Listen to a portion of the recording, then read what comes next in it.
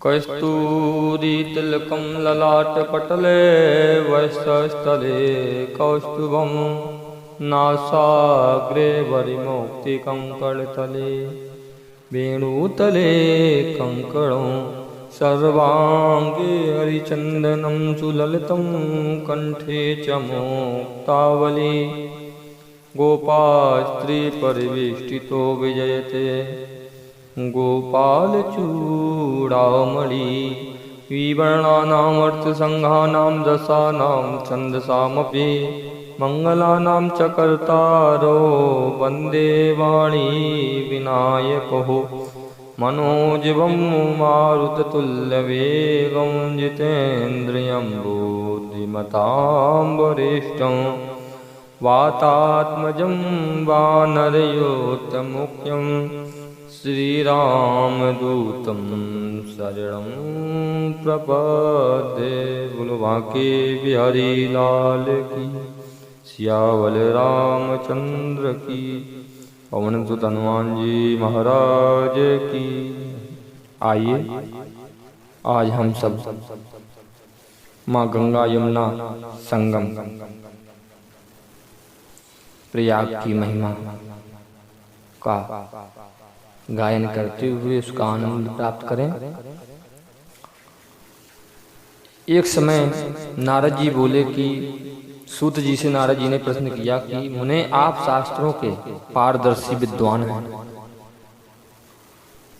मुझ पर बड़ी भारी दया करके यह ठीक ठीक बताइए कि क्षेत्रों में उत्तम क्षेत्र, तीर्थों में उत्तम तीर्थ कौन से हैं। तो सनक जी ने कहा, ब्राह्मण, यह परम गोपनीय प्रसंग है, सुनो। उत्तम क्षेत्रों का यह वर्णन सब प्रकार की संपत्तियों को देने वाला है, श्रेष्ठ बुरे स्वप्नों का नाश करने वाला, पवित्र धर्मानुकूल, पाप का हारी तथा शुभ है। मुनियों को नित्य निरंतर इसका श्रवण करना चाहिए। गंगा और यमुना का जो संगम है उसी को ही महर्षि लोग शास्त्रों में उत्तम क्षेत्र तथा तीर्थों में उत्तम तीर्थ कहते हैं। ब्राह्मण, यदि समस्त देवता, मुनि तथा पुण्य की इच्छा रखने वाले सब मनुष्य श्वेत और श्याम जल से भरे हुए उस संगम तीर्थ का सेवन करते हैं तो गंगा को परम पवित्र नदी समझना चाहिए, क्योंकि वह भगवान विष्णु के चरणों से प्रकट हुई है। और इसी प्रकार माँ यमुना भी साक्षात सूर्य की पुत्री है। इन दोनों का समागम परम कल्याणकारी है। नदियों में श्रेष्ठ गंगा का स्मरण मात्र से समस्त क्लेशों का नाश हो जाता है। संपूर्ण पापों को दूर करने वाली तथा सारे उपद्रवों को मिटाने देने वाली माँ गंगा है। पृथ्वी पर जो जो पुण्य क्षेत्र हैं उन सबसे अधिक पुण्य क्षेत्र प्रयाग को ही जाना जाता है, जहाँ ब्रह्मा जी ने यज्ञ द्वारा भगवान श्री लक्ष्मीपति का यजन किया था तथा महर्षियों का भी वहाँ नाना प्रकार से यज्ञ किए हैं। तीर्थों में स्नान करने से जो पुण्य प्राप्त होते हैं वे सब मिलकर गंगा जी के एक बूंद जल से किए हुए अभिषेक की 16वीं कला को भी समता नहीं कर सकते। जो गंगा से 100 योजन दूर खड़ा होकर माँ गंगा गंगा का उच्चारण करता है वह सभी पापों से मुक्त हो जाता है। फिर जो गंगा में स्नान करता है उसके लिए तो कहना ही क्या है। भगवान विष्णु के चरण कमलों से प्रकट हुई माँ गंगा, शिव के मस्तक पर विराजमान होने वाली भगवती माँ गंगा मुनियों और देवताओं के द्वारा भली भांति सेवन करने योग्य है। फिर साधारण मनुष्यों के लिए तो बात ही क्या है। नारद जी सुनो, अपने ललाट में जहाँ गंगा जी बालू का तिलक लगाते हैं वही अर्धचंद्र के नीचे प्रकाशित होने वाला तृतीय नेत्र समझना चाहिए। गंगा में किया हुआ स्नान महान पुण्यदायक तथा देवताओं के लिए दुर्लभ है। वह भगवान विष्णु का स्वरूप देने वाला होता है। इससे बढ़कर उसकी महिमा के विषय में और क्या कहा जाता है। गंगा में स्नान करने वाला पापी भी सब पापों से मुक्त होकर श्रेष्ठ विमान पर बैठकर परम धाम वैकुंठ चले जाते हैं। जिन्होंने गंगा में स्नान किया वे महात्मा पुरुष पिता और माता के कुल की बहुत ही पीढ़ियों को उद्धार करके भगवान विष्णु के धाम चले जाते हैं। जो गंगा माँ का स्मरण मात्र करता है उसके सब तीर्थों के स्नान और सभी पुण्य क्षेत्रों का निवास करने दिया, इसमें संशय नहीं है।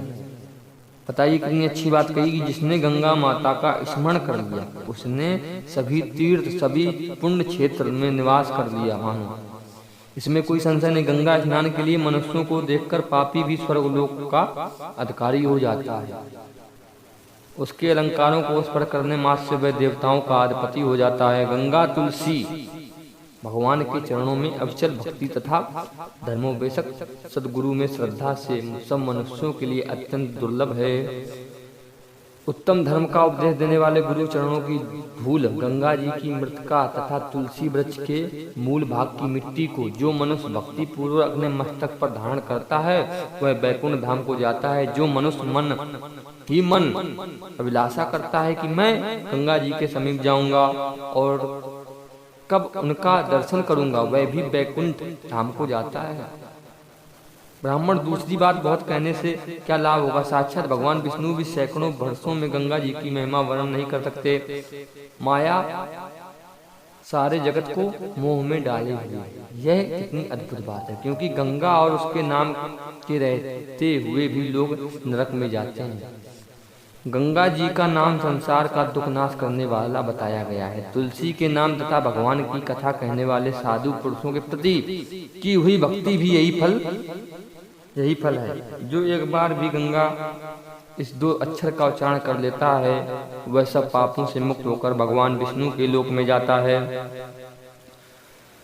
परम पुण्यमयी इस गंगा नदी का यदि मेघ, तुला और मकर की संक्रांति में अर्थात वैशाख, कार्तिक और माघ के महीने में जो व्यक्ति भक्ति पूर्वक स्नान करता है जगत की पवित्र कर देती है, उसे पूरे संपूर्ण जगत को पवित्र कर देती है। दिन श्रेष्ठ गोदावरी, भागीरथी, कृष्णा, नर्मदा, सरस्वती, तुंगभद्रा, कावेरी, यमुना, बाहुदा, वेवती, ताम्रपर्णी तथा सरजू आदि सब तीर्थों में गंगा जी की सबसे प्रधान मानी गई। जैसे सर्वव्यापी भगवान विष्णु संपूर्ण जगत को व्याप्त करते हैं उसी प्रकार सब पापों का नाश करने वाली माँ गंगा देवी सब तीर्थों में व्याप्त हैं। आश्चर्य है, परम भवानी जगदम्बा गंगा स्नान पान आदि के द्वारा संपूर्ण संसार को पवित्र कर रही हैं, फिर सभी मनुष्य इसका सेवन क्यों नहीं करते। सियावर रामचंद्र की जय, बोलो गंगा मैया की जय। आप लोग सोच रहे होंगे कि हम ये सब बातें मनगढ़ंत कर रहे हैं, नहीं, आप श्री नारद पुराण में इसका उल्लेख है, आप पढ़ें और माँ गंगा की महिमा का